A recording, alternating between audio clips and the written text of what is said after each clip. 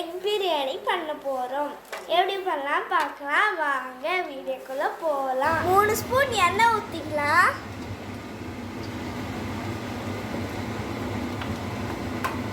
வெங்காயம் போட்டுக்கலாம்.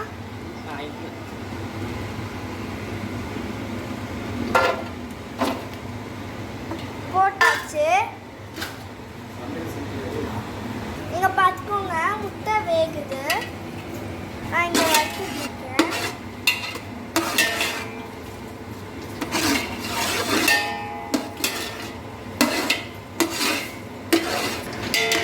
இது நல்லா கோல்டன் ப்ரௌன் ஆகிற மாதிரி வச்சுக்கோங்க. இது ஆக்சுவலி நாங்கள் 1/4 கிலோ வெங்காயம் போட்டிருக்கோம். இது நல்லா கோல்டன் ப்ரௌனாக ஆகிற வரைக்கும் வெயிட் பண்ணலாம். இப்போ இஞ்சி பூண்டு பேஸ்ட் போட்டுக்கலாம்.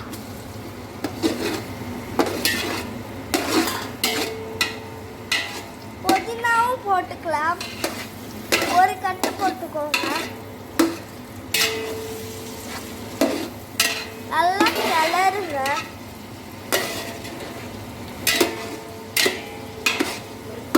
இப்போ 2 பிரிஞ்சால் இலை, அப்புறமேட்டு கறி மசால் பட்டை, பிரியாணி பவுடர் போட்டு அப்புறமேட்டு பச்சை மிளகா போட்டு அப்புறமேட்டு கருவேப்பிலையும் போட்டுக்கலாம்.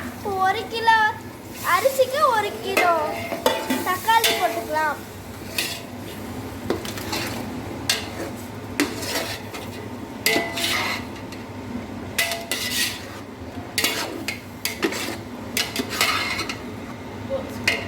உப்பு 1 ஸ்பூன் வச்சுக்கலாம். இது கிட்டத்தட்ட 8-7 பேர் சாப்பிடலாம். இந்த சாப்பாடை 10 பேர் கிட்டத்தட்ட 10 பேர் கூட சாப்பிடலாம்.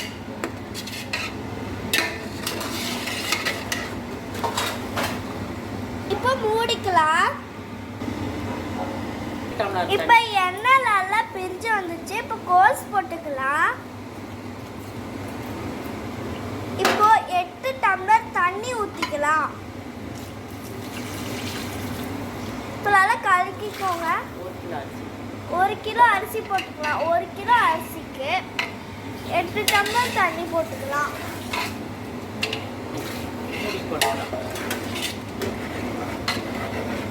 இப்போ மூடி போட்டுக்கலாம்.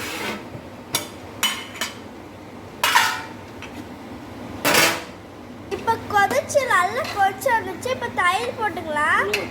100 கிராம் தயிர் போட்டுக்கலாம். இப்போ அரிசி 1 கிலோ அரிசி போட்டுக்கலாம்.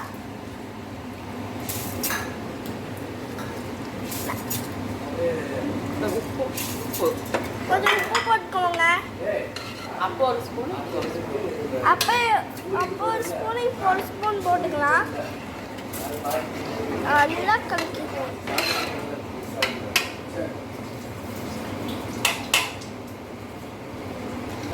இப்போ கடைசியில் அரிசிலாம் மேலே மிதக்கும்.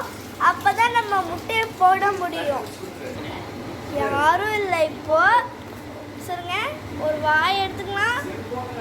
அப்பா டிஷ் ஓகே ஓகே. இப்போ 7 முட்டை இருக்கு. இப்போ அதை போட்டுக்கலாம். எல்லாம் வெந்துருச்சு. இப்போ கலந்து எடுத்து நல்லா கலரிக்கலாம்.